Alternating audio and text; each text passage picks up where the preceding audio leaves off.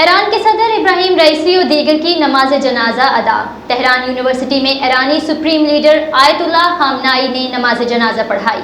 لاکھوں مرد و خواتین کی شرکت۔ مزید تفصیلات سردار طاہر محمود کی اس رپورٹ میں۔ ایران کے صدر ابراہیم رئیسی کی نماز جنازہ ادا کر دی گئی۔ تفصیلات کے مطابق ہیلی کاپٹر حادثے میں جاں بحق ایرانی صدر اور دیگر اعلیٰ شخصیات کے تابوت تہران یونیورسٹی گراؤنڈ پہنچ گئے، جہاں نماز جنازہ کے لیے عوام کا ہجوم موجود تھا۔ تہران یونیورسٹی میں ایران کے سپریم لیڈر آیت اللہ خامنائی نے نماز جنازہ پڑھائی۔ ہیلی کاپٹر حادثے میں جاں بحق ہونے والے ایرانی صدر ابراہیم رئیسی اور ان کے رفاقہ کی نماز جنازہ میں لاکھوں مرد و خواتین نے شرکت کی۔ گزشتہ روز ایران کے صوبے مشرقی آذربائیجان کے صدر مقام تبریز میں ابراہیم رئیسی کی پہلی نماز جنازہ ادا کی گئی، جہاں شہریوں کی بڑی تعداد صدر ابراہیم رئیسی کے نماز جنازہ میں شرکت کے لیے جمع ہوئی۔ ایران کے پہاڑی شمال مغربی علاقے کے سب سے بڑے شہر تبریز میں صدر ابراہیم رئیسی کی نماز جنازہ ادا کیے جانے کے بعد جلوس کا آغاز ہوا، جہاں سے جسد خاکی کو مقدس شہر قلم لے جایا گیا اور وہاں سے انہیں بذریعہ طیارہ تہران روانہ کیا گیا۔ تہران میں نماز جنازہ کے بعد اب میتوں کو جمعرات کی صبح جنوبی خراسان صوبے اور بعد ازاں ان کے آبائی شہر لے جایا جائے گا،